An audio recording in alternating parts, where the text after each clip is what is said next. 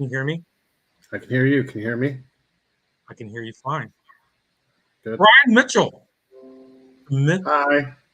the legend, the man, the guy, one of my good friends right now. Right now, I don't know what that means. That's stupid. That's You stupid. see my beautiful house and my piano back there? I like it. I like it a lot.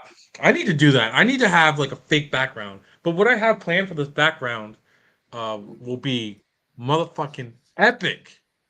Like fucking for real epic. You're still texting me. See, I was gonna be late, right? But I had to print something on my printer that needs internet.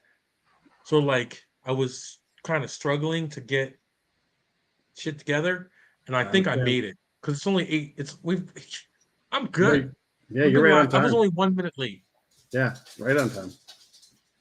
All right, so it looks like Facebook's already got some people going. All right, let's start from our history, okay? Our Okay. history where I met you. I met you a couple times. One time you laughed at me, but I'm not going to hold that against you Oh no, because I've laughed at you way more times than that. right. But I mean, the time you laughed kind of in my face, but it was okay. You didn't really laugh in my face, but it was one of those learning moments where when you do something for as long as I've done something in my career, you kind of think right? Like you have a good idea that because you're the baddest guy in your neighborhood, right? Yep. And the one thing we all need is a little humility, and I think you were able to do it with class, right?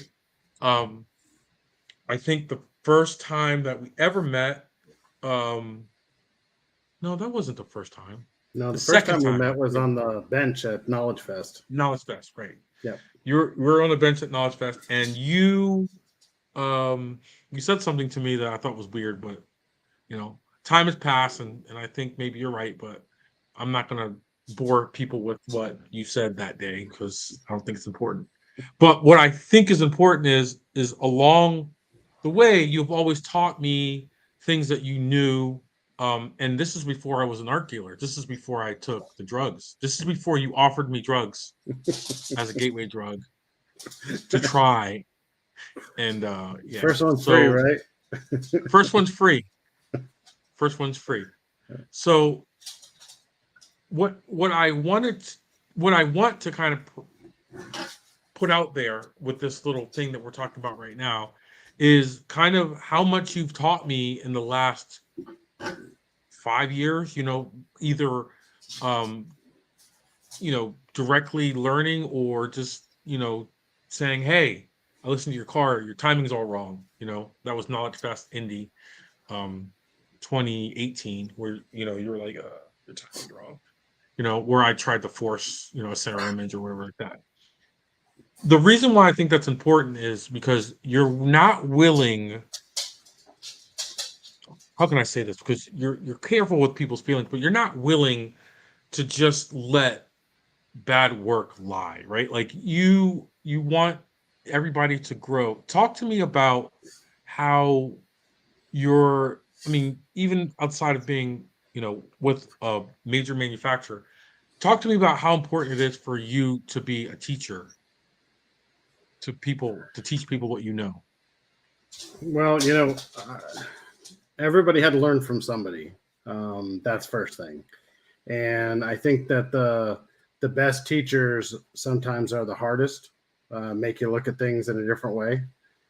Um, I, I'm blunt, but I try not to be mean. I would hope everybody would be blunt to me. I've had people get into my work and said, "Oh, that doesn't look like what I would expect from you," and I either have to explain why I did it that way, or I have to look at it and go, "Oh, I should go redo that," because that happens. You get in a bubble and you're not looking at things 100%.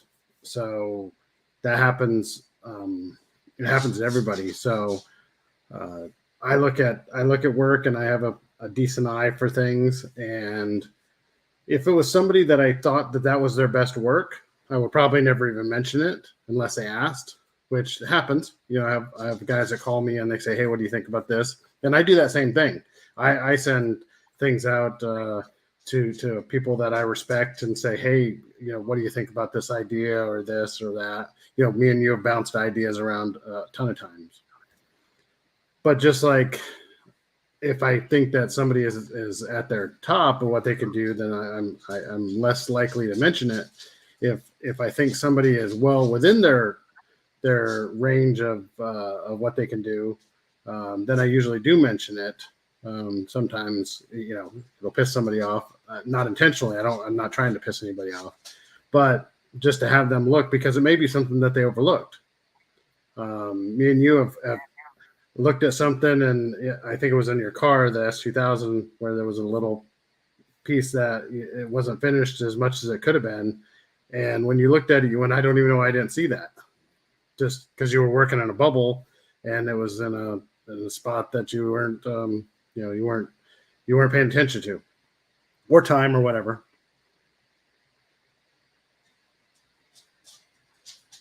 You're can't hear you. Hello? Can you hear me? I can't hear you though. Nope.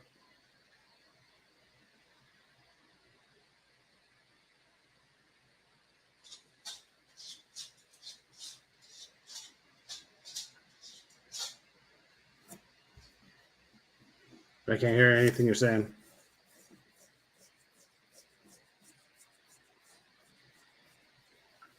Yeah, turn this off, turn it back on. Okay. Yeah, that's mine. Let me turn it off, turn it back on. Yeah, you can hear me, but I can't hear you.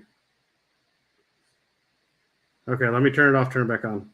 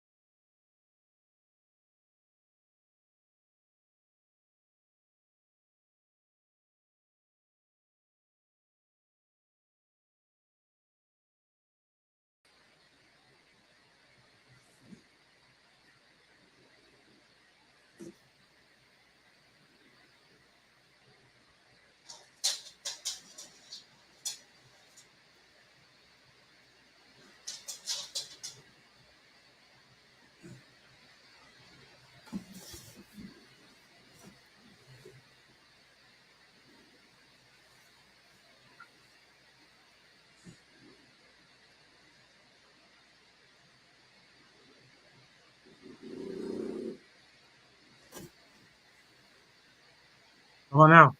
Yep, your microphone was muted. It wasn't muted. Oh, it said it on my side. It was All the way back in. Yeah. Anyway, that was enough. That's drama. That's drama, because I've done this show. This is my 5th show. Yeah. 4th. 5th, And first time whatever it it's is. ever But happened, I've right? never had an issue. It's so Yeah. annoying. So annoying. So I have my little recipe that has worked, but it's because Brian is so picky. He does so many things. He picks on me so often. No, I'm just joking. So can everybody hear me? Let's see if we get some responses from Facebook. Somebody respond. Maybe we're not even there anymore. All right. Let me see. All right, we're good. We're good. All right. Okay. So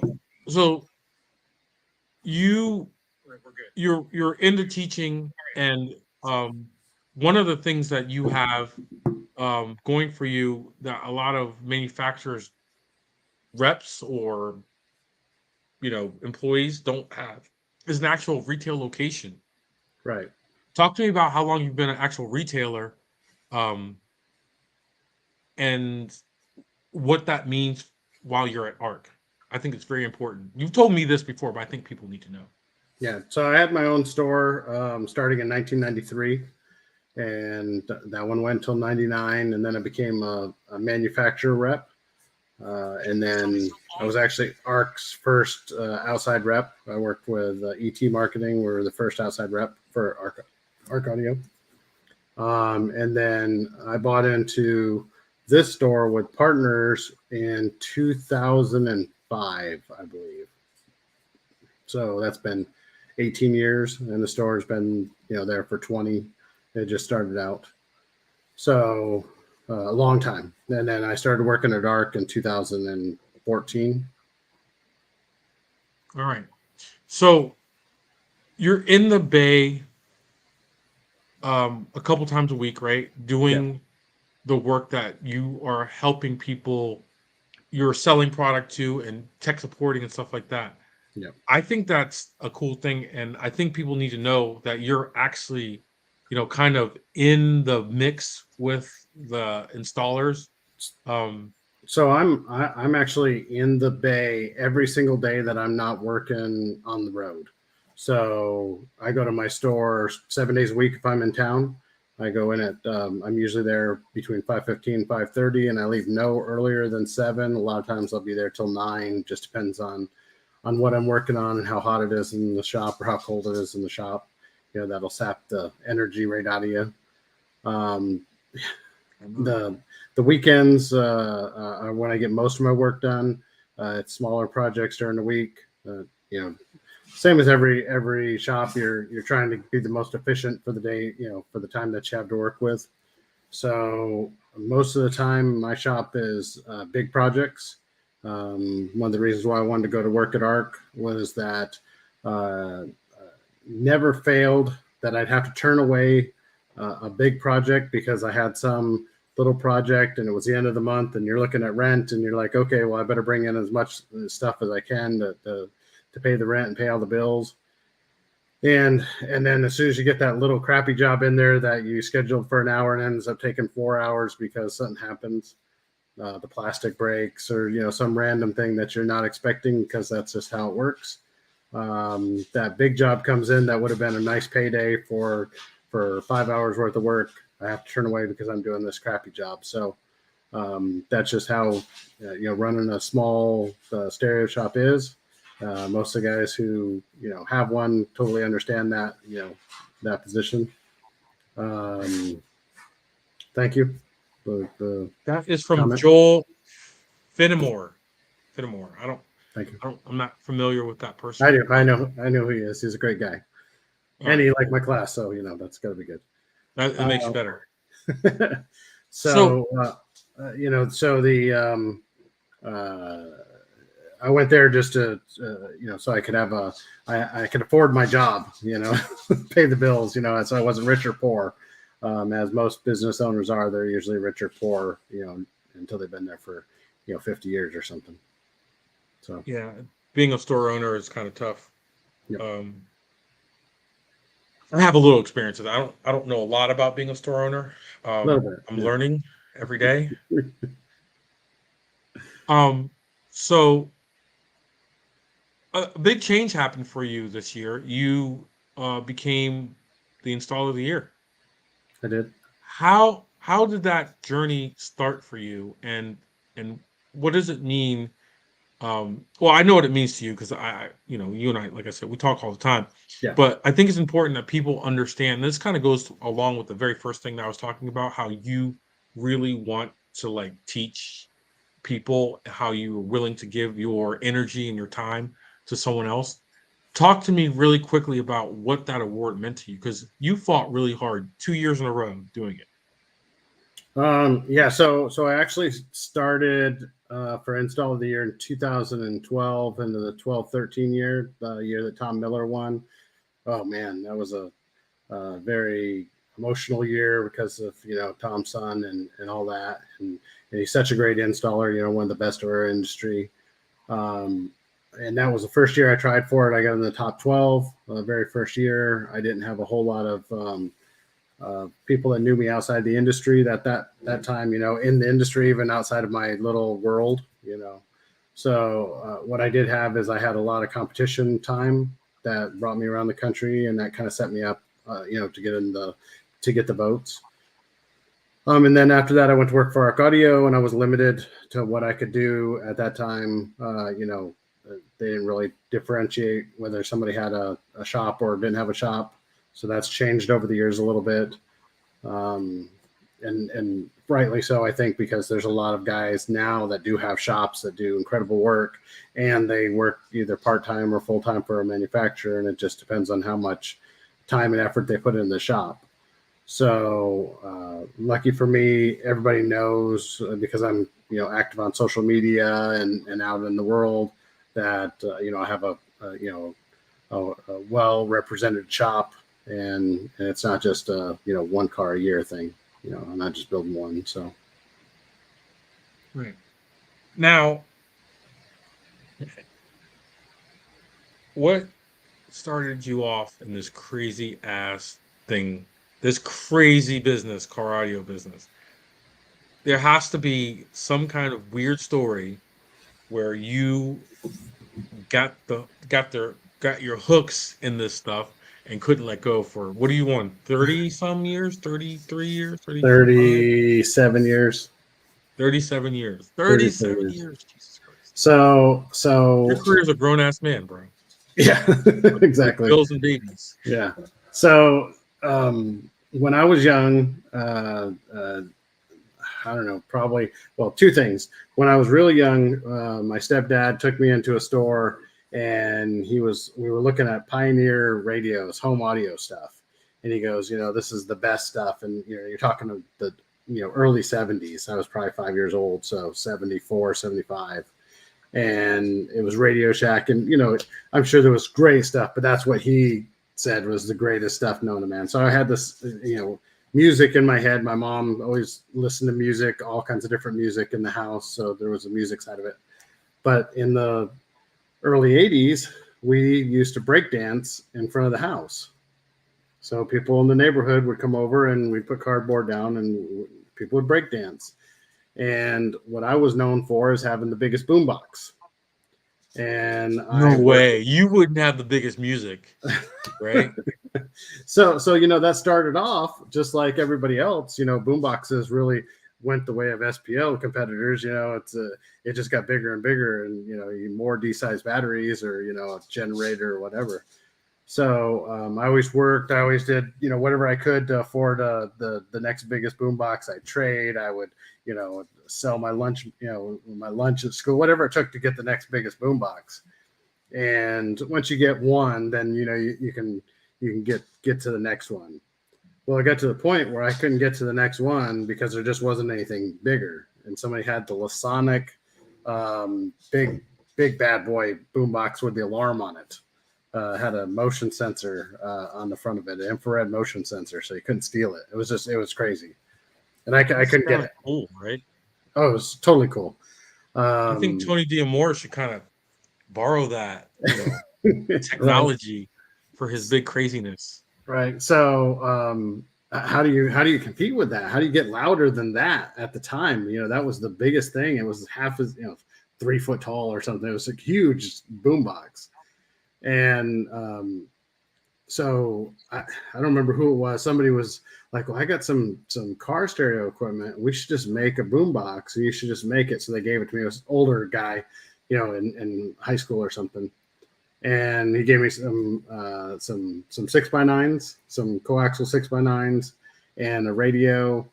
I do not. I got a motorcycle battery and some kind of radio. I don't remember what it was. I think it was a DIN-sized cassette player. It might even be. It was a cassette player. I don't think it was an 8-track. And a power booster EQ. So I built this. You had a power booster EQ. You had all the watts, bro. Oh yeah. It was everything. It was amazing. And I built a wooden box, with a handle on it, more like a briefcase looking thing, really big. And like I said, a motorcycle battery, charge it up, and went to every place I went to carrying it around. It was so much louder than everything else. So that was the beginning of car audio. And then I went in to do something at the local shop, and they said, "You built this?" And I was like, "Yeah." And they says, "Man, that sounds really good. Have you ever thought about doing this in a car?" And I said, "Well, yeah, once I get a car," because I was like, I think I was 14. And he said, "Well, why don't you just, I'm all for it." Boombox in the next competition. That's Pete Muller. So Yeah. So I started sweeping up around the shop, and I already understood the wiring, which a lot of the guys didn't understand that were working there that were much older, and then it was just more speakers. That was the time when more was better. That was the beginning of the more is better thing. So the more speakers, more woofers. If you had 47 mids and tweets in the car, or, you were going to be louder because it was just more is better.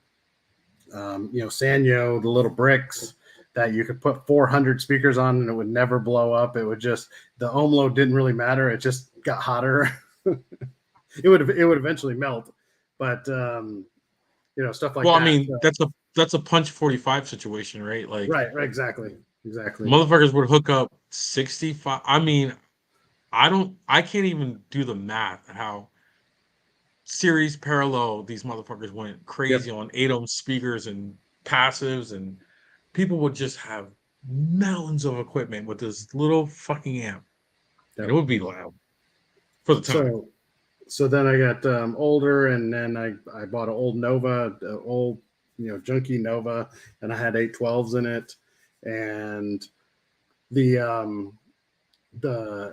Nova was really rough. It's every SPL guy's dream. What it could be in a Nova, wooden box, not much carpet. And then I bought my white truck, which I still have, the first new vehicle I bought, and that was the just airbrush stuff on the side. With airbrush. It didn't have the airbrush stuff on the side at the time, of course. And there was another guy in town who had that same truck, and I wanted the system. I wanted to reproduce the system that he had because it was the best sounding stereo I'd ever heard at that time. And so I did something similar. I actually tried to buy his truck, but it was a V8 and it had all the cool features on it. And the one that I bought was a V6, and it was what I could afford at the time. And stick shift, the stripped down model on sale, $12,500. It was cheap. I think it's worth more than that now. That's exactly, that's ridiculous, because right now they're like, oh, you want a OBS. Those are called cat-eyed, right? No, those OBS. Are cat-eyed. OBS, okay. OBS. Yeah, they're like, it's $2 million. Yeah, exactly. So I basically recreated the system that was in his, and then I said, I should go to some shows, because when I was at helping out this other stereo shop, they went to shows all the time, and so I went to shows with them and helped them compete, with the mini trucks and this and that, but I never really had my own to compete with, so I just was helping out other people. So this one, I decided I was going to go to a show. Right after I bought it, it was new style truck and all the cool stuff, and the shop that I was going to, that I eventually bought, the guy was like, "Oh, I don't know why you would go to a show. You're never going to win anything," and that motivates me when somebody says you're not going to do something. You can't do it for whatever reason. And I went and I took second place, and it was probably because there was only 2 people in the class, but that was all it took, and I was hooked. So I got the rule book, I did this, I did that, and I competed that way for about 6 months, just going to all the lowrider shows that were around, because most of the shows in Northern California were lowrider shows, and got to know the setups and everything else. And I thought I was the man, I was doing well. There's some videos out there in the lowrider video number 5, I believe it is. Sacramento Super Show's got an interview with me, and I thought I was on top of the world. And then I really screwed up, and I was parked next to Eric Stevens. Oops. At Autorama. Eric Stevens from Image Dynamics. So let me kind of interject, because you're going to have to explain who Eric Stevens is and kind of what he was doing around the time that you were doing all this stuff, because it would be quite an honor to talk to Mr. Stevens around this time, right? No, well, not really. I mean, this was before Image Dynamics. So okay. this was when he had his Sable personally, and him and Femi were making horns, but just for themselves. They had got the bug however long before. Eric was an engineer, but he wasn't an audio engineer at the time. It was some other engineering thing, and it was just some amateurs that were all getting together and doing some cool stuff. And I parked next to him because he was on one side doing SQ demos, and I was basically doing SPL demos on the other side. And so he says, "You want to demo the car?" And I said, "Oh yeah, let me hear this thing." So I jumped in there, and I heard a true SQ system with tons of dynamics. His horns and eights in the front changed my whole outlook on life. So that's when I switched it up significantly. Now I still did SPL. I did SPL in that truck almost the whole time I competed. So I did SQ and SPL. So that was another person who really set me on a different path was Mark Fukuda. I wanted to be the guy who could do SPL and SQ, and I gave up a lot of points because I was still trying to do SPL in the same vehicle as SQ because I thought that was the trick. And It's and really never hard. is Really, really really hard. hard. Yeah. It's really I hard. still did Yeah. well, but I didn't, I never reached the potential that I could have because I was doing that. But that was my goal, and I kept on it the whole time. So I competed against Roger Bridges back in his Blazer days. When he had the hot setup and the kicker woofers. Hot setup. That was Orion's cheap brand, right? Oh yeah, and he did amazing with it. Yeah, Roger's the shit. Right. So That's a then cool name for a car audio brand, the hot setup. I mean, hot for setup. the time, it's almost perfect, right? Like, Oh what do you yeah, have in your car? I got the hot setup, yeah. you know? I don't know. There was So, so many good names back then.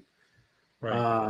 And then me and him were both sponsored by Serwin Vega for the Strokers, right at the very beginning of the Stroker era. That's Uh, like 90, 95, 96 95, strokers. 96, yeah.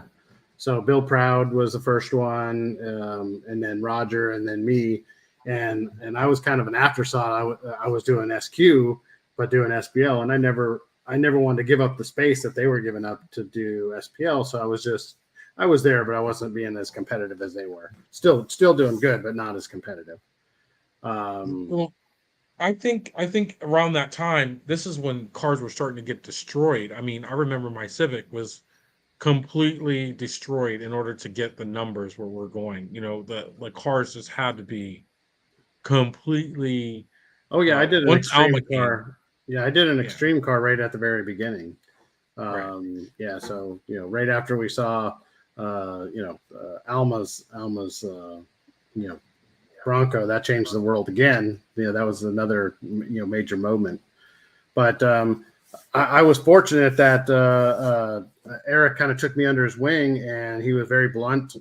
He was always, "This sounds like shit. This is good. Your install needs work here," and really worked with me. So I would go down to his house in Southern California, and I didn't have horns in my car, but I had at that time. By that time, I owned a store, and um, I had put horns in some of my customers' cars. So I was actually one of his first customers for Image Dynamics. He wouldn't sell me anything until he became a pro because he was an amateur until after finals. So after finals, as soon as it was, then he sold me some gear.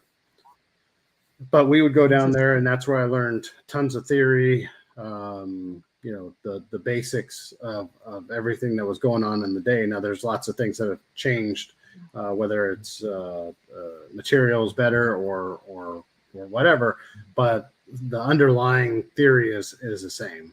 So Right. to keep it simple, a lot of those things are stupid the same, compared to what they used to be. Yeah, so I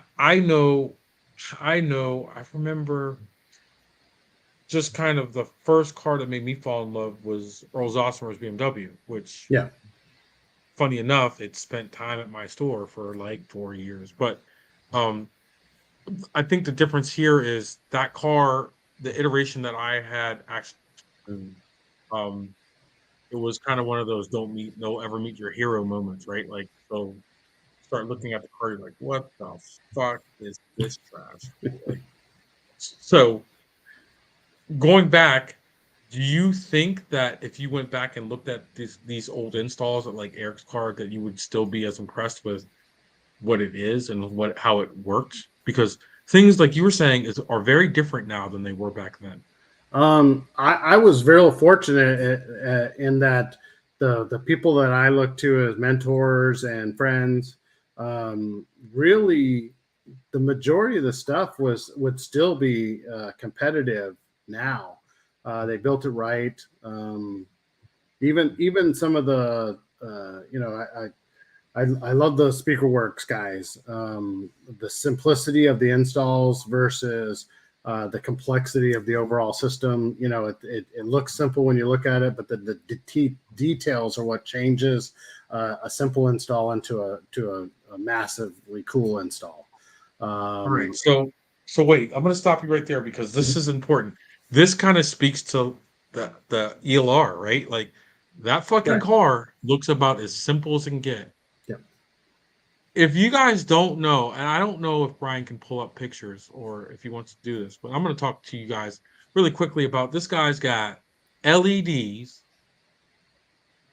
in his power wire and in his signal wire that you will never see as anything but a competitor. And this is speaking to the complexity of that system that's in that car. There are two DSPs in there, and one is a backup, I think. There's a reason for two. I don't remember what the reason was. The two DSPs are for symmetry. Just Okay. it's one always was nice to have a put into spare it. built into the car, so all the wiring can be transferred over from one to the other if I needed to, if I lost a DSP. But really, what it was is the space that I had allocated for it was too big for a single DSP, and I could have done a bunch of more layering, but it never would have looked right. Two DSPs look correct in that car. When you look at it, it just looks right. And I've changed that car over a few times, just minimally. The basic system stayed the same, but I used to have 215s where the processors are, and the processor used to be in the rear deck, made it a little bit harder to get to. I changed out from the 15s, even though I love the 15s. They just energized the whole car because of where they were at. And then put the single flat 10 in the front. Actually, it started out with just a regular ARC Series 10 in the front, and had significantly more bass. The response was so much better. So that was win-win. That was something that I tried because of a friend of mine. One of the judges in Mecca said, "Hey, you know what this car needs? It really needs an upfront sub." So Matt Roberts, he was on me for about 6 months. That's my buddy. He called that one 100%. So, but the guy knows his stuff for sure. But I will tell you this. I will tell you something, and anybody in this room or in this chat, or on Facebook or any of these things, if you've not experienced a car with a front sub, even done halfway fucking right, it's goddamn amazing. It is goddamn amazing. So the first time I experienced it for myself on a long period was my Corvette when we did stuff. We did the A10 in the front. Well, I'm gonna tell you guys something. I had to remove all that stuff because I got in an accident, but it's going back in, and it's going to go back in a little more solid and a little more rigid because I don't even know how to explain it. It's better than basing a home system. There's, if you do it correctly, especially if you downfire it off the floor and it's sealed from the front, so the first time you hear it is off the back of the dash. It just has you get the energy that you get from a car, because that's the difference between home and car is the dynamics. You can get dynamics, but you got to spend a lot of money in a house to get that versus in a car. That's the cheap part of it is dynamics. Right. It is a game changer, and I will tell you, I'm just be honest. I am a huge ARC fan. I don't know if people know that, but this should have been my first Atacast. I don't want to say podcast because that word's thrown around a lot lately. I'm not throwing it around, right? But I'm a huge Arc Audio fan, and it is because of people like Brian that the guys that work there are very diligent about what Brian's talking about, and that's being cutting edge and trying new stuff. I would 1000% if I was a retailer and I have no skin in this game. Try the Arc stuff because it is I it's agree. I unbelievable. think so too. Yeah, I know. Well, you have skin in the game, so you can't say it, right? But it is Well, absolutely ridiculous. It's you, ridiculous. there's there are still some guys, and I'm gonna compliment a few people. Manville Smith, JL, and all of his guys are still very passionate about car audio, and I love They those make guys. great I talk product as to well. them. Um, you know, it's just there's still some guys out there that are trying to keep car audio, being what it was, and teaching the basics and being mentors, and Chris over at Musicway now is out, doing his thing. Nick Wingate at Orca Designs is always trying to help people out.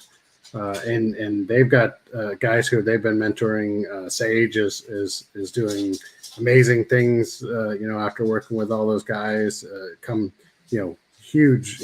So there's a bunch of guys that are doing that, and then you got Scott Welch and out here in California, that's Dyne Audio guy.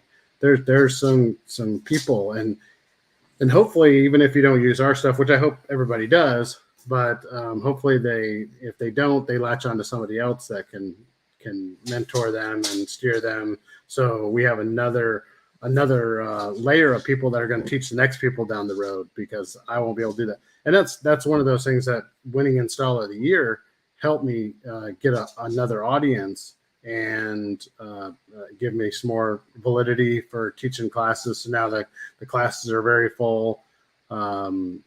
Just name brand recognition, and I hope that I do a good job, because I'm just trying to pass this information that I got from other people. There's been some things that I've learned from listening to this one and listening to this person, put them together in a different package, but nobody learns in a vacuum. They all learn from somebody. So I never mind giving somebody props for hearing something that maybe set a light bulb off in my head. Hopefully I can do that for somebody else and make it easy to understand, because I'm not the smartest guy in the room for sure. So I don't think anyone wants to be the smartest guy in the room. It's not healthy. He doesn't want to be. But right, but I mean, no one should want to be, right? Like Right. it was a really big turning point for me, just talking about this little part, when I started going to Knowledge Fest and meeting other people outside of our industry. Well, in our industry, but outside of my bubble. And Yep. you'd be surprised how much I had to learn. And then one of the things I had to learn is to learn to shut the fuck up. Like, that's probably the most important thing. It's very, very difficult to learn something, especially at a high level, when you're not just listening. Well, I You think know, I think everybody should try different things and see if that works for them, if they understand the theory behind it. Because most everything that's going on in the world, no matter who's teaching it, is just variations of the same theory. Whether it's this or that, there's so many things. It's just how they're approaching it and how they look at it. And we're definitely not the rocket scientists, but we have to have a lot of knowledge that rocket scientists don't. They only have to think about one thing. We got to think about, upholstery. We got to think about metal fabrication. We got to think about plastics. We got to think about lasers and CNCs and CAD Style. drawings. And there's not very many industries or professions where you have to know as many things that we do. And if we got out of this business, there's so many other things that we could do because we know how to work and do so many different things. I think the other thing is like, there's the only other group of people that I think have to learn as much as we do, and I'm not sure it's just as much because we have to learn every brand of car when they come out every year when the new something comes, right? But we have to learn all these cars, all these products, all the compatibility, all that stuff yearly, every year, even every couple months, right? Like whenever a new car drops and a customer wants to do something, we have to figure it out very, very quickly, almost on the fly, right? Like, so it's the experience of having worked with someone like yourself or some of the other folks that are in the comments that work in this industry and have for a really long time. Like, you can't replace a lot of this experience with anybody off the street. You know what I mean? And we could probably have a bunch of really badass IT hacker type guys because of how quickly we are able to learn, just as a general group, right? Yeah. Well, I think that is a huge part, and I think that hopefully each store is mentoring people in their own store. So there is this bubble that you get into, and you don't see outside of the bubble, and the internet has helped that a little bit. It shines some lights on parts of the bubble that maybe we don't want to see. Not everybody's a master installer, and not everybody who does things that we don't necessarily like is a hack. It may just be what is appropriate for what they're working on. I don't necessarily. We always forget that there's a third party, right? Like, Yeah, the installer, the boss, and the customer. Like, And the we customer. don't know what the outline for the customer was. Yeah. So I'm a bigger believer in, if you see something, message somebody, and privately talk to them. Maybe this isn't quite the way to do it. Maybe give them some pointers on what they should do, and maybe they'll tell you, hey, this is what the customer already had when he walked in the door. I just did this other little part, and he didn't want to pay me to fix this. So we're running a business, so we can't do stuff for free. And this is that's the reality of it. A while back somebody said, you must only do SQ systems, and I go, no. If somebody comes in and they spend enough money and they want to pay for the hours that it costs to do it, and they want 4 6x9s in the rear deck, I'll give them 4 6x9s in the rear deck. It's their money. They're part of that equation there. Right. What they want. And Yeah. I completely agree with that. And I think a lot of guys forget that we are in a want category Right. as far as what we're doing, and not a need category. So if somebody wants something, well, and there is do? the other side of this now. So I don't want to give too rosy of a picture of people not doing such a good job.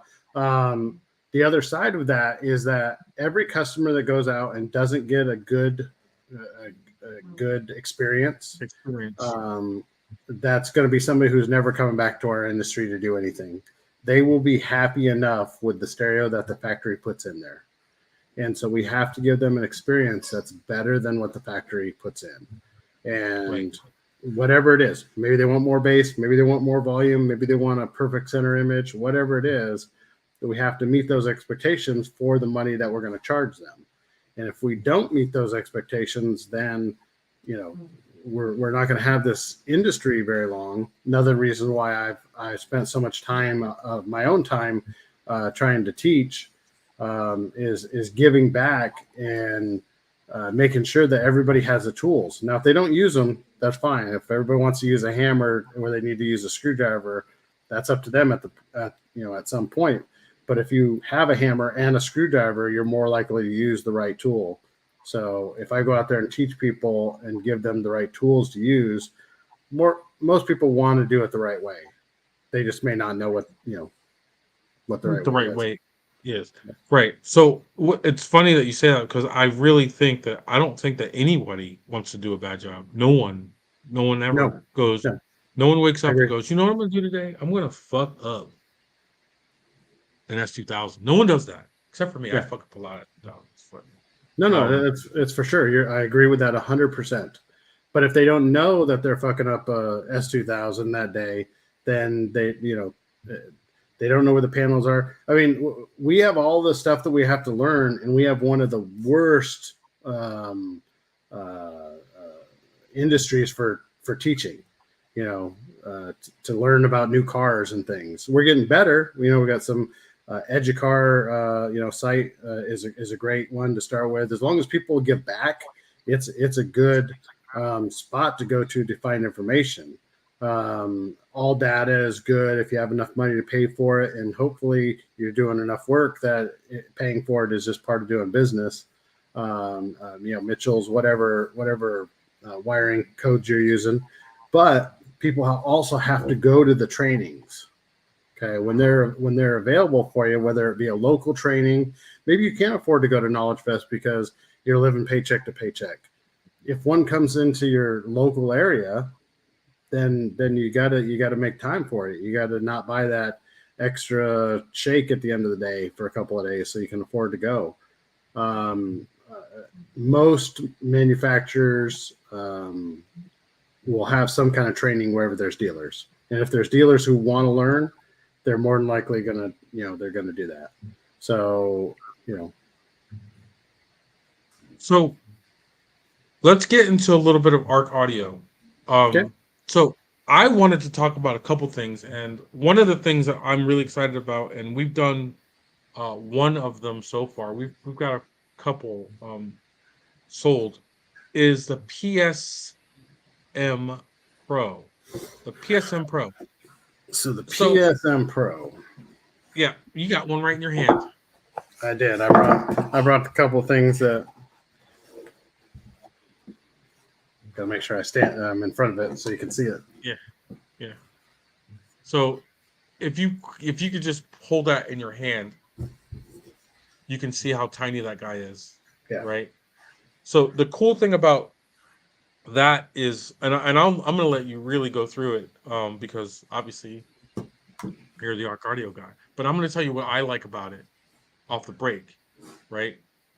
If you are a Harley motorcycle guy, it's got a certain tune for a specific bike on it already done, so you don't have to DQ anything. You can start going through your tune, right? Yep. It's got 8 inputs and 8 outputs, right? That's Yep. super important.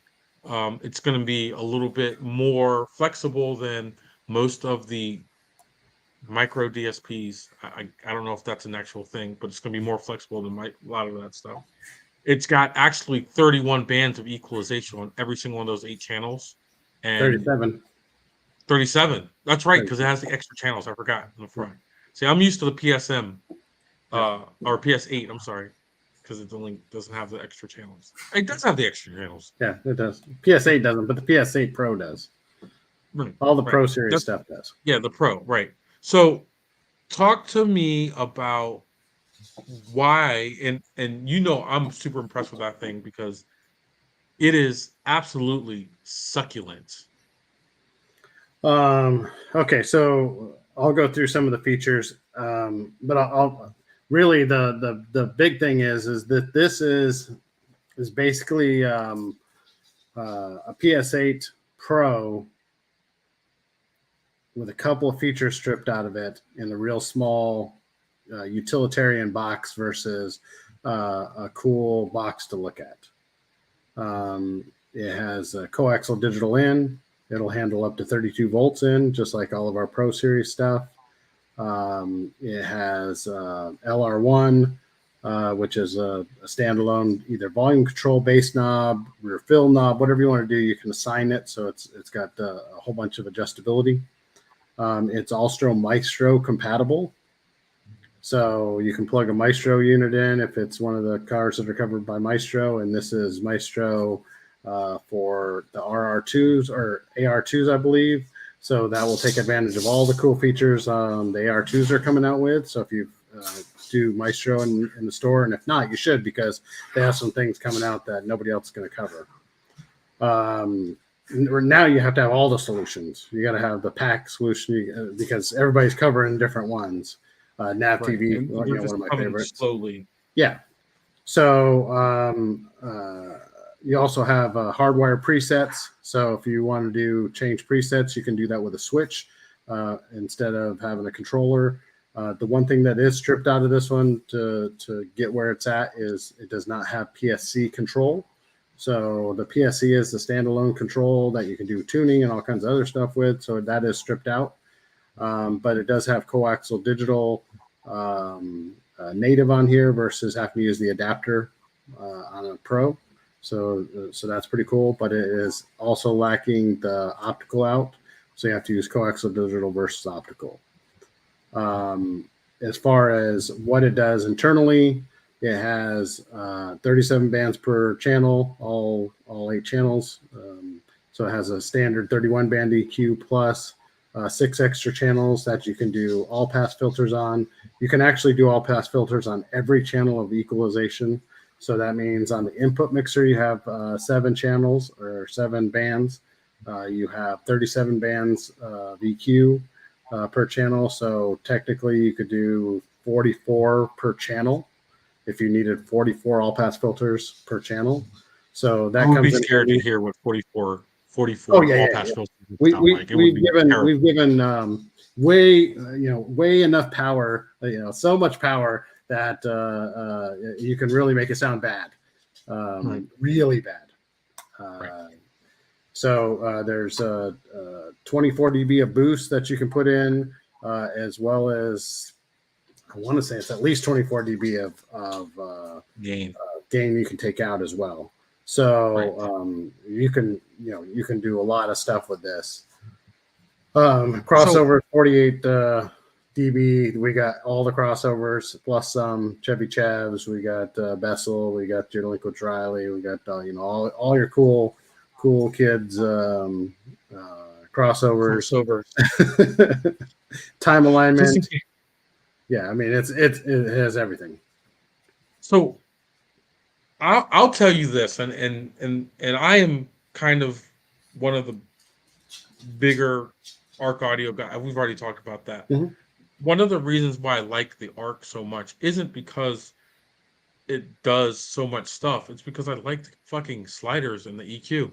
Like I literally, I think it's the easiest way to tune a car, and I also like the sliders and the time alignment where you can make small adjustments, and those small adjustments, as you've taught me, can make huge differences. Yep. And you can just slide it along a little bit, and you can just hear some changes. It's really cool.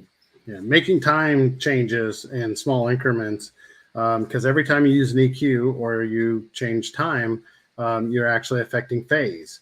So a lot of manufacturers approach phase differently. They'll have a phase specific little place that they can go to, and they can change phase by degrees, whatever. And that works great. There's lots of ways to get to the same point. We're all looking for the same thing, basically, is get reasonably phase coherent. See, Brian, this is the ARC audio time. It's okay. You don't have to be brand agnostic on my show. No. But I really believe that. Be a badass brand, dude. I think that that everybody is trying to get to the same place. Again, that's the answer. We're all trying to get to the same place. How we approach that is a little different. But making those small changes can make those differences in phase without doing the actual in phase. Me personally, I don't even use all pass filters at all unless I'm negating an all pass filter in a system that I'm doing OEM integration to. So, but there are guys who love all pass filters. Not really wrong. It's just different than what I do. So we add them there because it is something that the dealers want. And, for if somebody comes out with a car that's got, 44 all pass filters per channel, we will be the only company that can fix that. So, we're kind of in a specification war when you're talking about DSPs. Most people can't use the basic capabilities of DSP functions. So, I hate to say that, but that's the truth. The other thing that I hate to say is most people don't need all the capabilities of current DSPs. You can get by with a lot less of them if they work properly. Now, not all of them work properly. A lot of lower priced DSPs will say they're doing something, but they don't. They don't do anything. And if you actually looked at them on an AP machine, what they say they're doing versus what they are doing, or the amount of change that they do is much less than what you need. Some of them have a very low resolution, so it's every time you click the button, it's 1 dB a change instead of 0.01 dB a change, and that may not make a huge difference, but it does make some. And again, you may be able to get by with that, but once you have that power and you know what it does, when you have something with that much power, it's something that you never want to go back on. Well, I mean, I've played with a lot of badass DSPs, and Yep. I the one thing about DSPs, and I think you'll agree with this, is you just got to go with what you're comfortable with. In the end, right? Yeah. And I was on a my first DSP was Moscone. That's what I cut my teeth on. That's what I learned a lot of stuff on. So Me too. Actually, I had a 6-8 originally. That was my first DSP before I came out with one. I skipped the whole bit ones and that. I didn't have any of those DSPs. I was still using analog stuff.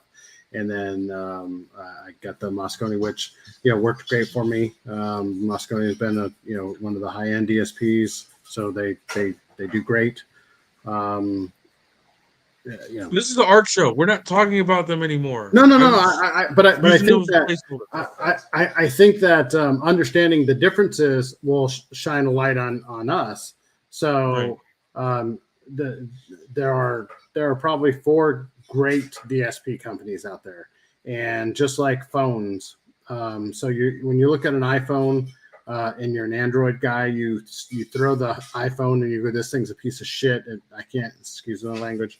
I can't find anything on it. The buttons don't do what I think they're going to do. I don't know what it is. So the same happens if you're an iPhone guy and you pick up an Android. I can't do this.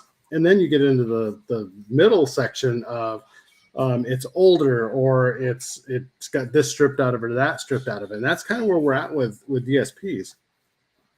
One of the differences for us is that we understand that. And we don't, if we can make something that works kind of like somebody else's and it still works the same way that we feel that it should, we make those changes. So we have some of the sliders up at the top. So when you click on a certain band, like other DSPs, there's sliders at the top. So you can still do things like you're used to up there. So that gives us the ability to get people comfortable with it. Once they see it, the workflow is reasonable. It's made on a Windows file system, so it lays out like a Windows, like Word or anything else, drop-down menus, things like that. And then one thing that pretty much everybody agrees upon, whether they like the software, they don't like the software, whatever, is ours sounds the best. Plain and simple. That's the end of that.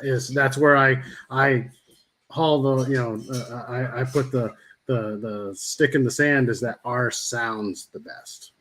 I'm not gonna deny that I have not heard. How many cars do I have? Probably on the road. 1, 2, 3. More than me, actually. So that's tough to do. Well, I only win because you got rid of the vet. Yeah. But every single one of my cars has ARC Audio DSP in it. Every single one has a PS8. Well, not one. One of them has a Blackbird. And speaking of Blackbird, that's also got the same software in it. And there's one feature that we didn't go over that I love. This fucking. Oh no, we were going to go over it. I know which one you're talking about. Well, no, yeah, but Blackbird. That's the Blackbird. That's the whole Blackbird. The whole amplifier. That's 8 channels of amplification right there. 8 So channels. not just 8 channels, 8 channels of high power. So that's High power, 1,000 right? watts in your palm plus a full size PS8 Pro. It's bigger than the PSA Pro because it's got 4 more outputs. And it has 4 more outputs. Yeah. But what else? That's I gotta have my Steve Jobs thing. And one more thing. And one more thing, but it's got one more thing. It's got one thing that is So probably the best tuning thing. I love it, and I don't think love it as much, but I oh no, fucking love I love center point. I'm center point. Oh my god! So center point just is an automation that drops the levels down. So when you're trying to steer left and right, so when you're doing time, you're not necessarily looking for it to be exactly in the center of the car. You're looking for focus, where it sounds the most natural when you're doing time. And that could be off by a little bit one way or the other. And then you steer it to the spot where you want in the car with amplitude. Okay. Lowering one side and raising the next, right? Right. And that has been the bane of my existence for years. And it does it so well. One of our software guys came up with that, and it's been a huge hit. We also have some other cool stuff. We have some up mixer. I think in the Blackbird, the up mixer might be broken at the moment, but there's updates. Another one of our strengths is that when we do find a flaw with something, specifically, like I said, I think the Blackbird right now, the somewhere is boinked the up mixer, which most people don't talk about things that aren't going right, but I think it's a strength, is that we have engineers that work on stuff right then. So if it doesn't work, it will get fixed as quickly as possible. Not only that, one of the really cool things that you guys do have is the dump, right? So if I'm working on something, and we've done this before where I've dumped remember that time I had the crossover backwards? Yep. So I was like, bro, this amp is broke, it's broke. And he's like, we haven't broken any of those, Ada. And we dumped the stuff back, and sure enough, the crossover is backwards, and that's what happened to that channel. Yeah. One channel. I don't know how, because you can link all the EQ or the crossovers, and I just didn't. Well, so and you from experience know that if there's a problem, we try to answer it as quickly as possible. I will try to sign into your computer and look at it, because a lot of times just me looking at the software, and then I always do a little training at the same time, so we don't have the same mistake, because again, these are all mistakes. Nobody's going out and trying to make a car sound bad. It's just something happens, and you need somebody to look at it with a different set of eyes, and they'll see, oh, that button's clicked and it's not supposed to be clicked. Super easy. Or the volume's turned all the way down. So I'm going to tell the story right now, because I just want to be. Look. This is one thing. If you follow me anywhere on Facebook or in my life or whatever like that, I really try to be as transparent and honest as I can be, because I feel like if I, as Ada, some people, and I'm not saying this as an arrogant person, if people are looking at me and trying to model what they're doing in their stores or in their lives or in their install bays after what I do, they have to know that I'm a motherfucking human being and I make some dumb fucking mistakes, right? So one day I'm on a Blackbird, and I don't know what it is about new products, but new products, I'm like, I always feel like my store, we find all the broken shit. Like, we will find the broken shit every time, right? This time, we did not find broken shit. This time, Ada was in the car, just, it was a Subaru, and we had done iData Link, and it was a home run install, right? Like, we were done. It was fine. So I go to tune the car. I'm like, this motherfucker has no volume. What the fuck? I look at the inputs. I look at everything. Call Brian. I'm like, hey, dude, something going on with this car, bro. Like, this amp, it's fucking broke. I don't know what's wrong. It's like, okay, all right. I'm not at work right now, but I'll drive to work. Call me back 20 minutes later. Gets on my computer. He's like, volume's down. I said, thank you, Brian. And I went back to work that day. And if I had a tail, it would be firmly jammed in between my legs as I went back to work. Because Well, so that's supposed so to happen. but this is a good example of calling and having someone to call when you do have an issue. I take calls at all times of the day and night, which everybody's usually pretty good about that. But I'm out there constantly. I get tagged in things, and I try to help everybody out as much as I can. Now I can't fix everything. Obviously, there are times when things just are broken, and sometimes that just means that I'm going to help you get to the rest of your day and say that's broken. It's just nothing you can do about it. Right. When you sell as much stuff as we do, that can happen. But having somebody that you can call and at least get you to that point, or more than likely, I'm going to sign in and it's going to be something that's relatively easy to fix. I know all the. Stupid. You can say stupid. No. I mean, Mine's it stupid. just happens. I had to call our friend Jason Ewing on a Saturday, I think it was. I was doing an alarm, full blown alarm, big remote, everything is like $1,400. And I go to remote start the car and the car won't start. And I go through all the stuff and, I'm not a stupid guy. I know how to work through the problem, but I'm just not there. So I called them up, and we all have people that we can call, hopefully if you deal with good companies, that you can call in those times of need. And I called them, and first thing that happened is like we all do, we go, oh my God, that's probably got this new update in it. It's probably not going to work. And then he said, well, try to do it while I'm on the phone. So I do it. And he says, well, that sounds like you got something open. I said, no, all the doors are closed. And he said, look at the trunk. Is the trunk open? And I said, no. And I walk back there and the trunk's open. And he goes, I've done my good deed for the day. But it is the same thing that, no matter who you are, hopefully you don't wait until Saturday at 5:00 or something when everybody's closed. Hopefully you can do it at normal business times. But if not, having a company that you can go to, that you feel like there is somebody there that can help you. And most of the good companies do have somebody, having good reps, having, all these things are what sets some companies apart from others. So you also have next to you something that I haven't seen yet. I feel a certain kind of way because I have not seen it yet. I've not seen a picture of it. I've not even there it is. Now wait a minute. No. But there's more. What? That's the Blackbird and that's the Nighthawk. They both look exactly the same. They look exactly the same. Wow. Except for there's no DSP in this one. Well, so okay.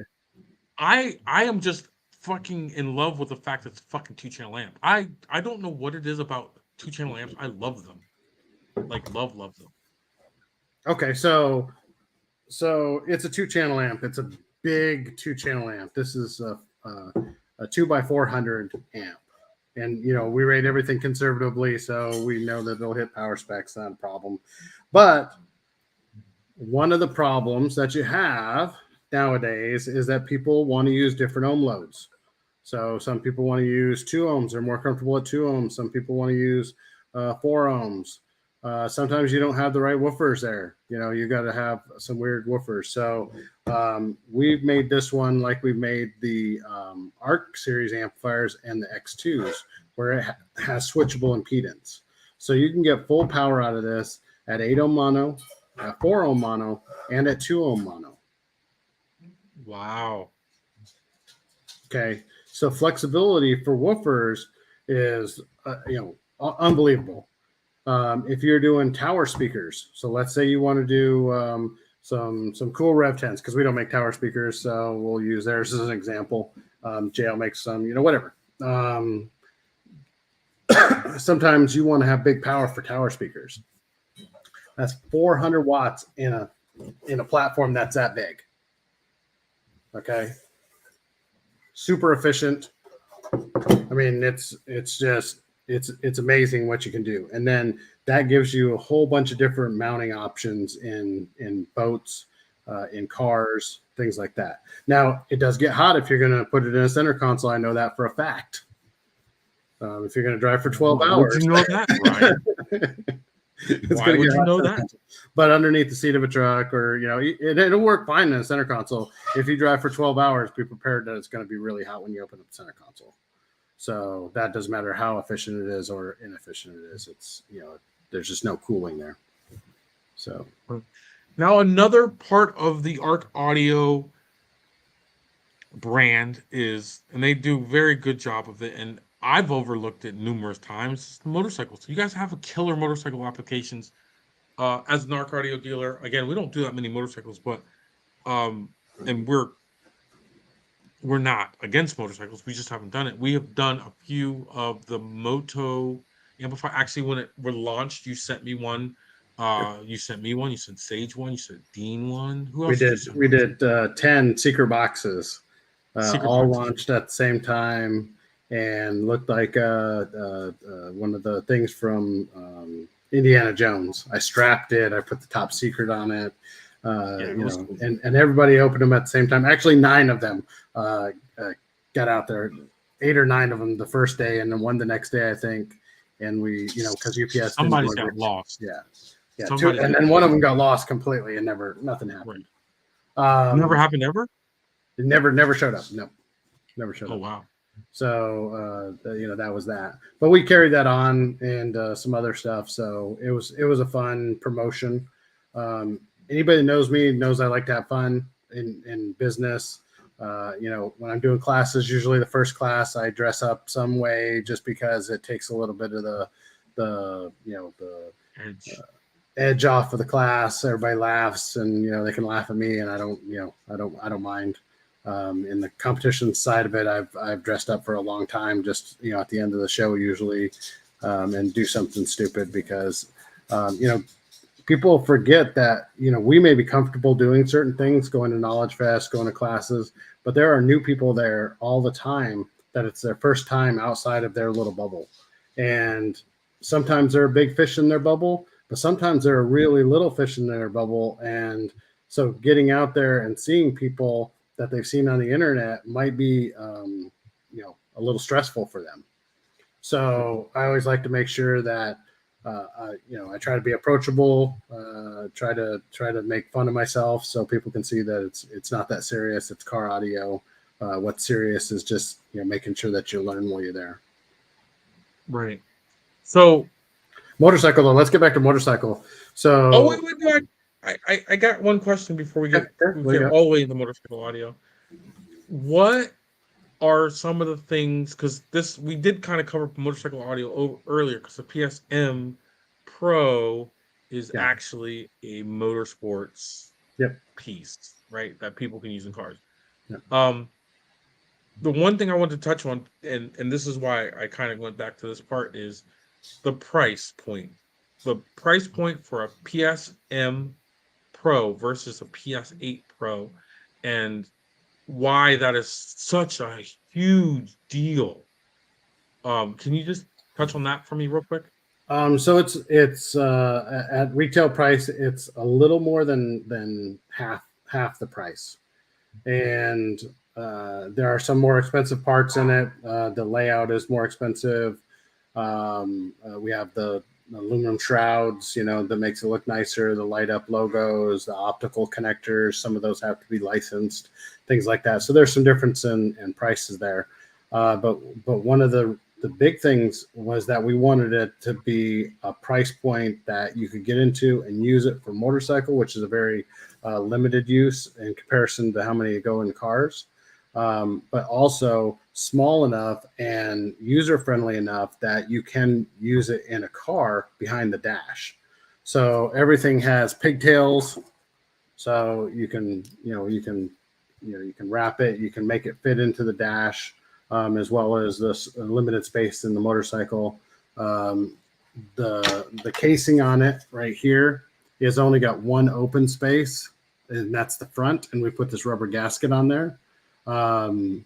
The front face is the only opening on this whole thing. So as long as you mount it like this, where the face is down, there's no way water can get in it. Okay. Right. And that's why I kind of wanted to go back to this, because I don't think we gave this thing all of its props that it needs Oh, I'm sure to not. be had, because it is a powerful piece. And going from a PS8 Pro to that piece, it is kind of like now your customers can really feel the power of what the DSP can do and not break the bank. I mean, there are some other mini DSPs that are in a similar um, Price point. price range, Yep. but no, I don't care. I know you're going to try to be whatever and try to be, oh, if we're in Canada, we're not going to be like whatever. But it sounds badass, and it is. I'm telling you, for what it is, it's actually cheap. It is cheap. It is inexpensive. Cheap is not the right word, because Yeah, hookers are inexpensive. cheap. Yep. No, no, and that's what we wanted to keep in mind when we designed it. It's not a piece to show off. It is a piece that's utilitarian. It does all of the jobs plus some, and we really feel like there's not another piece out there that's got all the features that one does, and does it so effectively. Not to mention the best part that I think is the iData link compatibility. That is Yep. huge for that Yep. price range. It is Yep. absolutely huge. So, guys, there are lots of great brands out there. There are tons and tons, but I fell in love with this brand. We were dealer 2019, 2020. We started late, in our Yeah, yeah, friendship, yeah. right? Like, 2020 probably. Yeah. right. But the things that we've sent back, completely our fault. Bulletproof gear, and I have no horse in this race, and I apologize for any other manufacturers watching. I don't hate your product. I just love this product a lot. It speaks to the old school soul that I have for older product. It performs Um, flawlessly. So Go so ahead. so that's funny that you said that, because I want to remind some old school guys of a really cool fact. Okay, so there are a lot of old school guys. Old schools, always has a following, and I love old school product. I love the look. I love the names. I love this. One of the most old school designers of car audio is Robert Zeff. Robert Zeff Designer does for all of our designs. So amplifiers, he writes all the code for the DSPs. He designs the DSPs from scratch. All of that stuff is designed by the guy who was making the best amplifiers in 1985, 1990, 1995. I mean, there hasn't been a time when he wasn't considered at the top of the heap of old school amplifiers, right? So Zeph when he Zeph Advanced Products Yep, Company. Zapco is Zeph Advanced Products until he sold it. Right. So when we say that our products are better than the old school products, it's because Robert Zeff, who designed the old school products, said that these are better than they are. There was a lot of things that people don't take into consideration. In 1995, if your amplifier only played for 20 minutes while you're driving on the road and then it shut off for 10, that was just the duty cycle of the amplifier, and you just went that way. Now, if an amplifier shuts off, they call us and go, "Why did this amplifier shut off after 4 hours of hard play?" They're just better now. If you want an old school design that's got new school kind of things going for it, the SEs, we keep our stuff around until we can make something better. And the SEs, that design's been around for about 17, 18 years, because it's still hard to find anything that's better. People talk about it all the time. They use it as the benchmark, but they might find one little piece that they consider better on the bench, but when it comes down to it, it's still the gold standard. And so that's a old Class A/B design that was done right, and it doesn't shut off. It's got plenty of heat sink for what it's supposed to do. It will blow out any of the other stuff out of the water that he's already designed. That's why he put his name on it. It's signature edition. That's the best that he could do. We don't really make a good, better, best. We make the best AB amplifier that we can make for SEs. We make the best Class D amplifiers that we can make, the X2s. we make the best Class D amplifiers with built-in DSP, the ARC series, and now the best D-Class amplifiers with built-in DSP and a small heatsink, which is the Nighthawk Blackbird. and the Blackbird. We make the best DSPs that we can make, not just for the money, but that we can design. That's our philosophy: is just make the best, and then people come to it. So when in the store, that's sometimes a little difficult because you're looking at selling the entry level. There's not really an entry level. We don't have an entry level price. We're going to give you performance. We're going to give you service, and the price is going to be in line for what it does. And I think it's terrific. I mean, I think that a lot of the older guys, if they ever get their hands on some of this product, and we didn't even get to the RS speakers or the ARC series speakers. It just goes on and on. Yeah, and we got a and deep on. bench. I mean, we can just keep going to backup stuff, and Right, yeah. right. So I'll just talk about the ARC series subwoofers. Jesus Christ, the best way to describe it is, honestly, the best way I can describe it is by mentioning an old product from another brand, the W3, the original W3 from JL Audio. The performance is on par or better than that. Very forgiving, super forgiving. It works every way possible. It works in a sealed box, small sealed box. It works in a ported box. It works free air, so infinite baffle. It works in a bandpass box. It is the most versatile woofer that we have, or as much as I can say, almost anybody has. So right, and it just works. What's worst is if you fuck it up, you guys actually make a part. If you make a box a little too small, or if I'm trying to pull it up here. Yeah, VXM. VXM, Frank, thanks. VXM. What the fuck is wrong with you people? What's wrong with you? It's just we're always.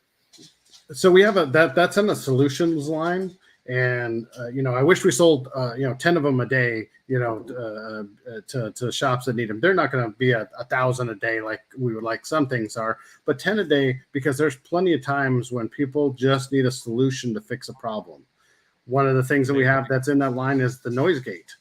So the noise gate module. Wait, but the noise gate is in every single DSP too. And it's in every DSP. Has noise gate. Yeah. So the noise gate is a product that was designed years and years and years ago, and people forgot about it. They said, "Oh, we don't need a noise gate," and all of a sudden, you have new cars that have crappy amplifiers built into them, and they have noise when you do OEM integrations. You have some aftermarket radios that are being sold right now that have noise in them, and it takes care of some of those problems. Does it do everything? No, but there are certain circumstances when that's really the only option that will fix the problem and have a customer be happy at the end of it. And they're priced right so that you can keep one or two in stock. And when you need one, you put it in. And if you can't charge for it, because I always charge for everything, but if you can't, because a customer, you've already spent a whole bunch of money, customer has, and you got this little noise that you weren't expecting to fix somebody else's problem, usually the OEMs or a deck that's not working so well, you can throw these pieces in and not lose your shirt. I mean, and it could be the difference between pulling the whole stereo out and not getting any money versus the $40 or $50 that you're going to spend doing this. So or wasting money, because after you put a whole system in, you have a bunch of used equipment and nobody wants to use crap. Yep. You know what I mean? So the part that we're talking about. Go ahead. The part that we were talking about before is another part that should be on the counter just for testing. And like you instructed me a couple years ago or a year ago, whatever it was, we have one kind of on the shelf to see if it will fix, because it doesn't always fix a problem. You know what I mean? Sometimes you just gotta dig deeper and try to fix a problem. But it's just amazing what you guys think of. You know what I'm saying? And how full the line is, and it's not even that big. You know what I mean? It's just weird. Yeah. So, and we have some new stuff that's coming. This year it'll trickle in. Unfortunately, with COVID, things get delayed, and then you got all kinds of other stuff going on. But yeah, no, we and it's helpful that I have the store, because sometimes I'll come in and I'll say, "Wow, I have this problem," and Brad, who's amazing, will say, "Well, what if we did this?" And then he'll call Robert Zaff, and it's a very small group that just brainstorms and comes up with some of these stuff, some of these things, and people don't remember everything that ARC has done. So in 2013, Ford trucks, and this is a prime example. So Ford trucks, if you put an amplifier and some aftermarket speakers or factory speakers into a Ford truck, sometimes the tweeter would catch fire, not blow, but catch fire, flames coming out of the grill of the door, where the tweeter is. And people were like, "Oh my God!" And amplifiers were failing, like it was the factory amplifiers were failing, like it was popcorn, just pop, pop all over the place. So if you didn't have a fire, you didn't have this, and it was amazing how people forget about this little tidbit of information. So we started looking at it, and we put, we brought a Ford truck in, we put it on the AP, and we started looking at things that other people are not looking at, because we look at things a little different. We're always trying to fix the problem. And we found out that there's a lot of noise above 20K, like a lot of noise, electrical background noise that happens in those trucks when it's there naturally, but when they're at their factory settings, when they only have factory power going to them, it doesn't do any damage. But when you put a high power aftermarket radio to it, or amplifier to it, then it amplifies all that noise as well, especially when you have amplifiers that play up like ours do. A lot of our amplifiers play up to 100K. So we amplify that noise. What was weird was if you put a DSP in, it wouldn't blow up those tweeters, or it wouldn't catch fire. And the reason for that is because most of the DSPs at the time had a brick filter at 22K that would only play up to 22K. So that noise wasn't ever amplified. So we said, okay, what's the root cause of the problem? Found out that if you didn't load that amplifier down, and just the load from going into an amplifier into the input section of a summing device or something else like that was not enough load, the power supply would start ringing, and it would make a lot of noise. The amplifier power supply itself would ring, and it would make a lot of high frequency noise, and that's what was doing the damage. So we said we should be loading these amplifiers, and we came up with the correct loading on it, and we preached that for years, probably 2 years, where a lot of manufacturers were making fun of us. Why are these guys saying this? Why are this? Why are that? And it's because we did our homework and figured out what the root cause of the problem was. Now that's an accepted thing that you have to load certain radios and amplifiers. So that was something that to this day I always say people don't give us credit sometimes for a lot of the out of the box thinking at the time. Right. I'll tell you this, and it's really one of those things where I've known you for a couple of years before we had brought the product in, and it is just phenomenal. And I'm gonna have to eat my words when I thought that I didn't need another brand, and this is probably my favorite brand in my store. And I didn't pressure you either, right? I was like, well, you gave me drugs. When it's right, I sent you a couple of things, and because I think the proof is in the pudding when you try it. I mean, really, it is. It's like drugs. When you try something and it really does what you expect it to do or more, which is really what my goal is to always outperform whatever we say. That's why I'm very careful about what I say. I don't want to, make the expectations any higher than what we can perform at. So right. Well, I'll say this, and this is before I was a dealer, where you would send me a PS850 first, and I loved it. I loved it, but you and I talked, and it was like not enough power, so I sold it and I bought the Arc series, amplifier, not the Arc series. Well, yeah, it was Arc series, right? Arc series, yeah. Arc series 6 channel. Yep.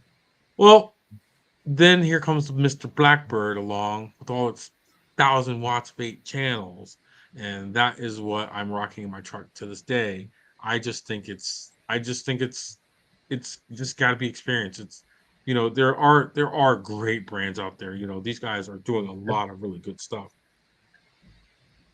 I'm not sure that they remember that the stuff has to go in a car. I'm not sure that they remember who's using the equipment. I'm not sure that Yep. they know that, you know, you got to have a little bit of service, you know what I mean? And I'm not saying that all brands aren't giving service. I'm just going to No, say no, that there's some I brands that understand. don't give the Yeah, and service. neither am I. I mean, like I said, I think there are some amazing brands out there, and I don't just carry Arc in my store. I have to carry other things because we don't make every single thing that we need. Right. My Sony products, there are times when I go to Sony for plenty of things. Guys over there are amazing. I Sony's use one of my Sony is actually my biggest partner in my store. Yeah. Biggest partner, period. There's no getting around that. But I want to get into another part of your life. Yeah. And I'm sure they're down at your knees right now, probably begging you for dinner or something because it's probably about that time. So they have been pawing at me while we were talking. They jump up there and they go, "I hear Ada. Where's Ada?" Right. Oh, right. That's nice. That's nice. So Well, they you were playing have the piano in the back, but you had to make them get off because it would be too noisy for our little yeah, stream. and I did feed But them. They're very spoiled. They have like 6 beds, and they just jump from one to the other and say, "Well, I'm just not comfortable in this one." And then I'm sure they're going to want to go for ice cream when I'm done here. So so why do you love I mean, everybody loves those two. Chewie and Princess are everywhere they go. I think we like them better than we like you. I mean, I'm just oh, gonna for say sure. that. That's why everybody greets them first, and they say, "Oh, Princess Chewie. Hey, Brian, Right. what's up?" Right. Um, Hey, Brian, you bring that card? Oh, there's your dogs. Anyway, so your dogs, man, those are like talk to me about how awesome it is to be a pet dad. You're a real um, dad too, but the pet dad I think yeah, you like better, yeah. right? My son. I have to mention my son because he's doing really good, and he needs to make sure he's mentioned in here too because I really love him. Right. Now back to the dogs. Um, Right.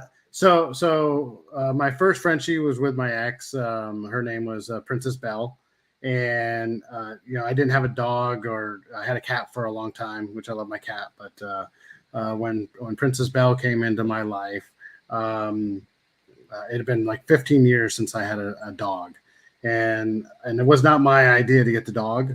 But when she came in, it was like 2 days later, and I'm total pushover. The dog's getting whatever she wants, and she was a big baby, and I loved her so much.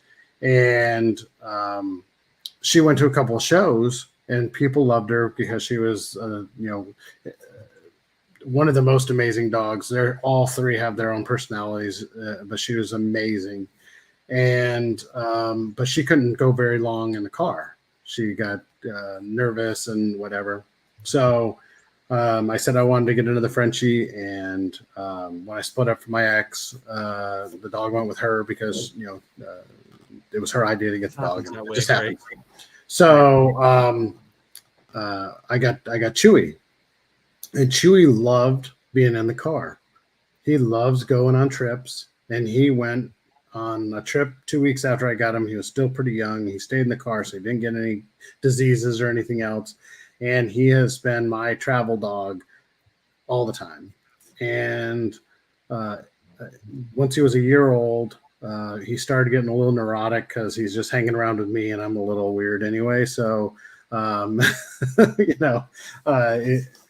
he was just he needed a friend. So when my other dog would come over to visit, because I had some visitation rights, they got along so great. So I was I was thinking about getting another dog, and I get a call from the breeder.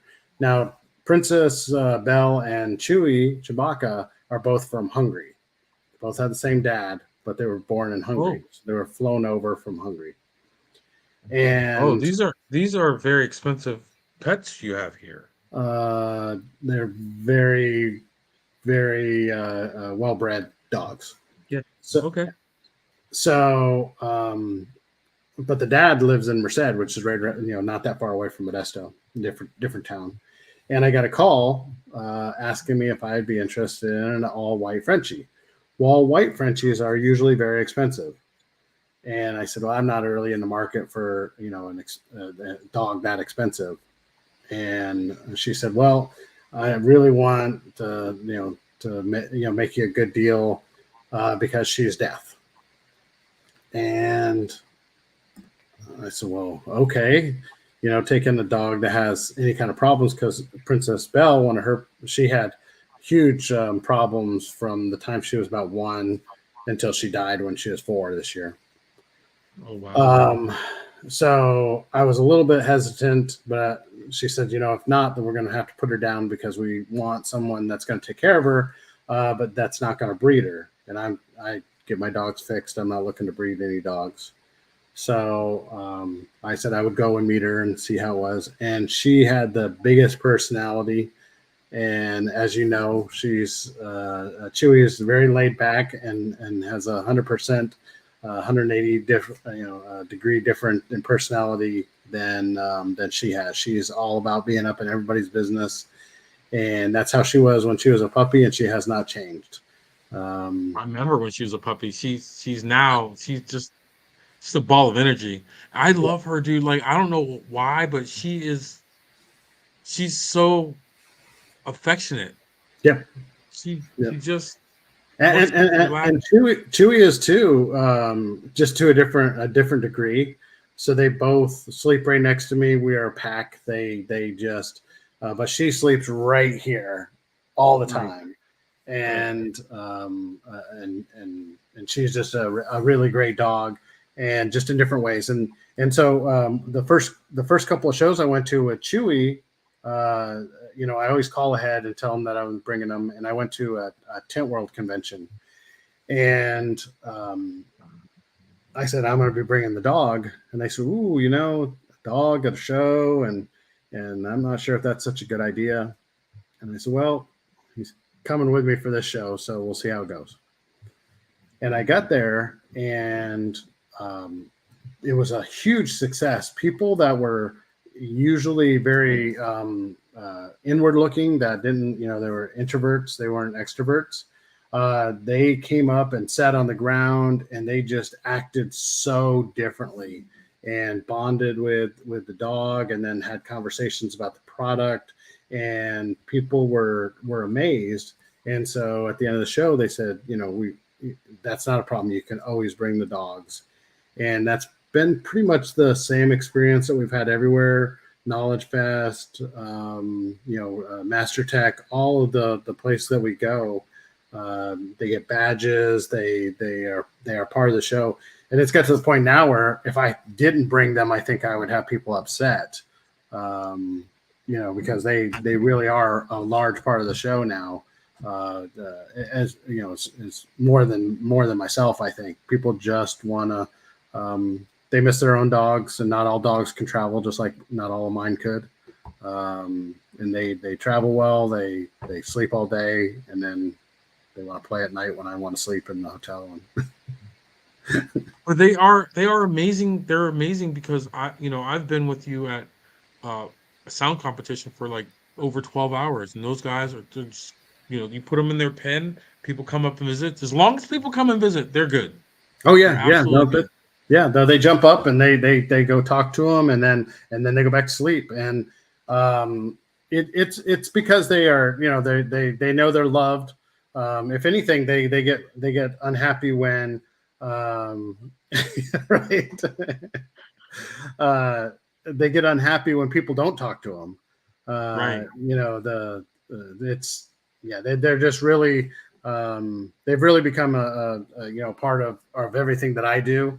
And I appreciate them every day. So I think it's awesome, man. I think that we're so lucky to do what we do in our lives for sure. as car installers or car store owners or representatives for brands.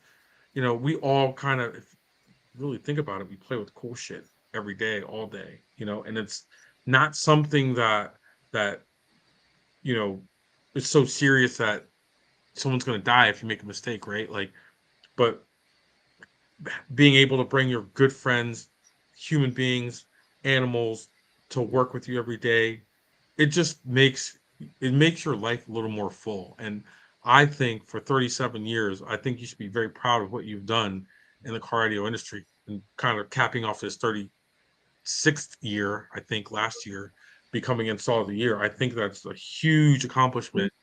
Uh, I would love I would love myself to um, become as badass of an installer as you are, with some help from my friends, you and some other folks that need to whip me into place. Oh, I But think you're a badass installer. I don't want anybody to not think that for sure.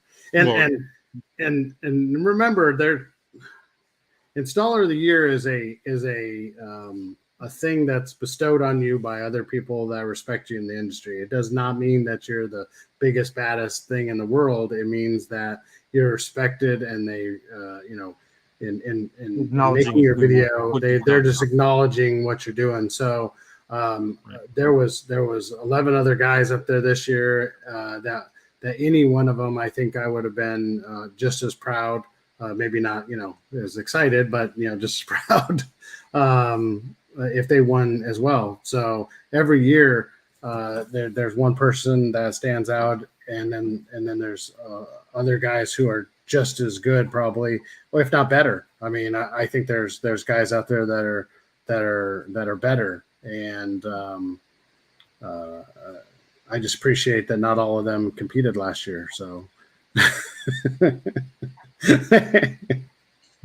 Well, Exactly, no. the LEDs in the white coat. That's no, So so I really do that stuff just because not everybody can make fun of themselves, and I don't have a problem with it because I'm pretty secure in who I am and what I do, and if that makes somebody else laugh, then I've done my job for that part of it. I I laugh at you very often. I Thank mean, you. I just make fun of you when you're not here because Yeah, yeah, you do such a yeah. good job of making fun of me to my face. So I just have to do it back to you. Um, but you've also, have another really good friend that you speak to a lot, and that's Dean from Five Star. For sure. How did that relationship start? So Dean sees me. I think it was the Knowledge Fest after I met you, but it was in 2019. Indianapolis, and it might have been the same one. It might have been the same one that I met you at. And and Dean comes up, and I had the Volt there with a PS 850 in it. And That was 2019 because you'd done the Syndicate shirts that year. oh yeah, okay. So he comes up, and I got to be honest with you, I didn't know who Dean was, just like I don't know who a lot of people are sometimes until I know them. And he was looking for content, and he was listening to cars, and somebody said they should come listen to mine. Probably you sent him over. I'm not sure who did, but could have been you. And he got in it. He was very impressed, so he did a little blurb about the car and how impressed he was. And that kind of just took off from there because we saw each other. Maybe the next show, I had the Cadillac there. I can't remember when the Cadillac was, but it wasn't much after that. The next show will be Dallas at that point, I think. Yeah, but he did the When video when with the awards with Dallas. he did the video with the Cadillac, and then we've done lots of shows together. And I always try to do something a little weird. I dressed up like the gorilla for one of them when I was at his shop, and we were doing talking about something. I did 20 minutes in the gorilla suit until it got too hot. And then he's he sells the Brian Mitchell shirt on his site, and like you, we have lots of conversations after hours. And I consider him a good friend, just like I consider you a good friend. I'm actually pretty lucky that I got to surround myself with knowledgeable people that are really good, good people. So, Well, I yeah. appreciate that. I appreciate that. And, I and, don't and think Fernando, hey, I don't want to leave Fernando out because I hate to leave Fernando out. Everybody says Dean, I but do it all the I time. always consider Fernando in that too. So I always like to make sure I never forget Fernando because he's a good friend as well. Right. Well, he's so quiet, like he's like actually Fernando does a really good job of checking out a room, right? Like Oh, for sure. he's a secret He's integral. service agent He's an for integral Dean. part of that. He's Yeah, not just eye candy. Like we like to say. right. He's not. He's not eye candy for me ever. I'm just gonna say that right now. I'm very, Oh, well, very it's funny. content. So we have a tradition now where if which we've been at the same Knowledge Fest, and I think Master Tech too, that if they're getting in and I'm there, I go pick them up at the airport, and then we go to Chick-fil-A and get frosted lemonades. Who talk about a crack dealer, drug dealer, Mr. Jeff Smith, He who started you on that. oh my God. Yes. We went in Dallas a couple of years ago and he said, "Oh, have you tried these frosted lemonade things?" And I said, "No, I haven't. It sounds good." He said, "Oh, let's go. We're going to drive over there and get something to eat and then we'll go back to the hotel." And we got some sandwich and I there's no Chick-fil-A around here. So, I went. You didn't He have got one for him, one for me, and a chicken sandwich. And we're sitting there eating a chicken sandwich, and I drank the whole frosted lemonade. He says, "Okay, you ready to go?" And I said, "Did they have any more of that?" And he says, "Sure, let me go get you another one."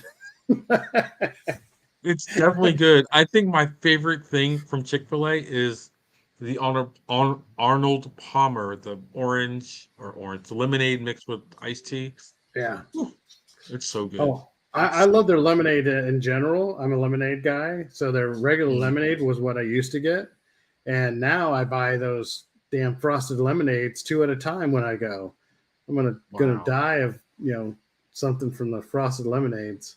At the last show, though, I Right. tried to be the dealer, and I bought like 8 of them and took them and gave them to guys around the show. So Where was I? How come I never get you anything? were This still is sleeping, bullshit. probably. Oh, probably. Yeah. I do that. I do that. Actually, you were So, probably teaching a class that day with your oh, early morning maybe. classes. Well, I have the early morning class. I was like, look, I will come to any show you want me to, but stop making my classes like first thing in the morning because I'm not a morning person. I don't even do it at work, right? I had the 8 a.m. class for 3 shows. I'm not doing it Yeah, 8 anymore. a.m.'s early. So Yeah, and then I have to get up earlier than that because I have to act like I'm awake, right? So I have to like get up. I'm fucking super groggy, and I don't want to do an hour in front of these people like dragging, right? So I have to get myself all hopped up on coffee and pumped up and go in there and do my thing and then go back to my room and crash. and everybody loved your class. So you got good reviews on your class. So that's what matters. So you did something Right, right. right. So More and if people everybody goes getting to the up, classes, we'll be that much better. All the classes, more as many as they can get more into. people are getting up at 8 for a Brian class and Anna class. Well, yeah, I'm okay with that. This is not a competition. We're No, all not here right now. to no, oh, this guy. I mean, in a couple of weeks Well, in SVR. well, so let's talk about SBR. Let's talk about sound quality competition because I really, really think that more car installers and more shops should get involved with this because this is kind of where it all came from, right? Oh, I agree, Everything 100%. that we did came from the advent of the car stereo competition, right? Yep. And that's kind of where you shine. Give me one second, I have to plug in my laptop. Go, Brian, tell him. Well, so the competition world really pushes the whole scene, and everybody forgets about that. If it wasn't for the competition scene, the shows, we probably wouldn't have DSPs. Um, they just aren't. They wouldn't be as good as they are for sure. We'd probably still be using summing devices and maybe some analog stuff, possibly. Um, but the competition side of it really is what pushes the regular side of it. The internet's great. You can have some little battles with who's got the best install here or there, but the competition side of it is really where the rubber meets the road. Yes, the judges are what they are, and you got good judges, you got bad judges, but you got that anywhere. Um, the competition scene says I can follow an outline, I can follow a manual.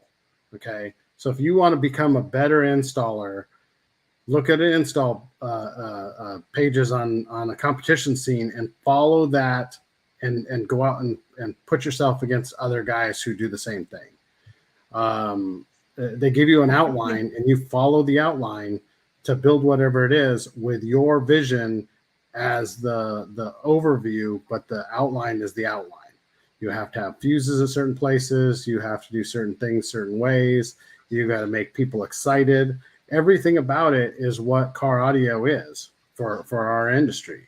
So one of the things that I think helped you with the actual install of the year contest was the fact that you could follow instructions very easily.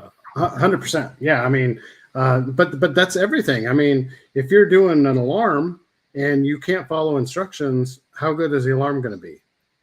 Nowadays, the modules for cars have to be programmed in a certain steps. So right. Just getting into that scene is going to help you in everyday life. Not to mention, I mean, the interaction with people and having to sell the install to a judge is what makes me such a great salesman in my store. I have to sell the installs to a customer every single day. And if I can convince a judge that my car is better than this car, then that's what I do every day against other stores. Technically, I mean, I not necessarily what I do, but I mean, I used to love going into the Midnight Madness sales. And, when I was a rep, because I would find out who the hotshot salesman was, and I would make a side bet with him that I would sell more product. And then that wasn't the only part of the bet. The rest of the bet was that I would have less returns after 1 week, because it's really easy to sell products. Sometimes it's not always easy to sell the right product. You have to be able to sell why they need either more expensive stuff. Why can't I put 5 1/4 in? Because those are $20 a pair on sale instead of these, $200 6x9s, because that's what fits in the location. So it's a good tool to do that with. It also lets you get out to the public that's around your area if you're competing in your area, and if you're not, it's like going to Knowledge Fest. You get to see people that you don't normally see all the time. I have friends all over the country that I've made just from going to competitions and meeting them and then keeping up on Facebook. And I see them 2 or 3 times a year at certain events. And when we do, it's just like I just saw yesterday, like they live down the street. So, right.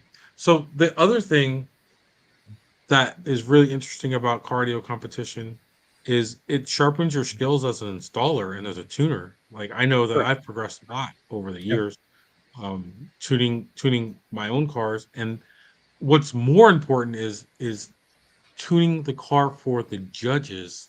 When you have a different type, like Mecha versus Iasca, they're kind of 2 different things, right? You may not agree, because I think your car kind of stays the same. Yeah, my car doesn't have 2 different tunes, but it is like tuning for a customer, because customers have different tastes in music. So someone like more impact, and this is more judges than it is organizations. You have 5 different judges. Like the SVR, you're going to probably have 10 judges in your car, and they all hear things a little differently, and they may want things just a little bit differently. So being able to steer that or make a car sound good at doing all of those things for all those judges, one, it never happens. You never get perfect for everybody. But when you get to the point where one judge says you have a little bit too much bass and another judge says you don't have quite enough, that could be the same exact stereo. Okay. Right. But you were right there when both people think that you're really close to being right. Right. So that is what I love about the cardio competition thing. I think that one of the best parts of competition is the camaraderie, having other people listen to your car, and a lot of those times, those people are very nice about how terrible your car sounds, um, and just seeing how you can tighten your skill set in your own like so there's no competition for doctors, right? There's not a fucking open heart surgery contest where there's a fucking judge that there judges is. you versus other doctor. Well, There probably it's is. not a judge, but there's a competition for everything. Right. There's a competition for, but it's not so life and death as something like that would be. It's way more fun and you get to get a lot of ideas out. And you can be an idiot like me and completely rip your car apart right before a show because you really want to impress. More people the do that than not. And there's times when it makes sense to do that, and then most of the times it doesn't. It's I like know, I just replacing used to it. product. I see people that throw product at a problem and then just keep throwing Oh, product at it, and they got a DSP instead of just tuning the damn DSP more. right. They don't get out of that. They try to find the perfect solution by finding a peg that fits in the box instead of Full. Right. tuning the box so it fits the peg. Right. So I am going to leave with this, and I think that we should try to press some of the guys from the MEA to have a contest at an actual event so the guys can understand what it is and how it happens. I think you have a little more influence with them than I do, so I would leave that in your hands. I think that that would be really cool. I would love to have my shop go against, like, say, a Driven Mobile that's now defunct because Absolute Electronic put them out of business. I'm just going to say that. I don't know. I heard he's bringing the heat. Oh, he brought the heat last year. I kicked his ass. Anyway, so the problem would be is how do you get all those people there? Because not everybody's going to Knowledge Fest or to Mobile Solutions. I mean, I would love to have that. We've been talking about that for a while. Is getting some kind of a tuner thing there. I think it should be like I think what is more important is trying to get more people into good cars, and not just all cars, but into good cars that everybody can agree sounds good, and so people can tell the difference between something that sounds good and something that doesn't. So most of the people that know what they're doing love to bring cars out for you to listen to, and most shops, if they do something good, they have a good background in music, and if they don't, then their knowledge base of what something is supposed to sound like is skewed. I've again, nobody's purposely going out to make a car sound bad. It just happens. They think that sounds good because that's all they've been exposed to, probably. So, but I would love to have some kind of competition. I like to have competitions. I probably have to be a judge instead of a competitor. Well, I really think that it would be, one of the things that kicked off things back in the day was, and maybe this is the wrong way to think about it, but it was like this shop versus this shop, like it was friendly competition, right? Oh no, that's what it should be. Yeah. The clients got involved, right? Then the clients are like, oh no, me and Scott Welch, he's from my area, and we love to go out there and it's any given Sunday, we do a little tweaking here, a little tweaking there, and and you get to the point where both of them sound so good that it's 16th of a point. Me and Nathan Budiano, who's a great guy. We compete against each other every single finals for the last 10 years, and it's always fun because if I need help, he would be the first one, and he has in the past. The same with Scott Welch, been there when I've had a breakdown or I've had something that's went wrong, and have been there to help me by either giving me advice or even jumping in the car. And I would do the same for anybody else. So friendly competition is what we're looking for. Not just competition, but friendly competition to try to bring everybody up. Because as you bring all the ships up with the tide, so raises all ships. So I really appreciate your time.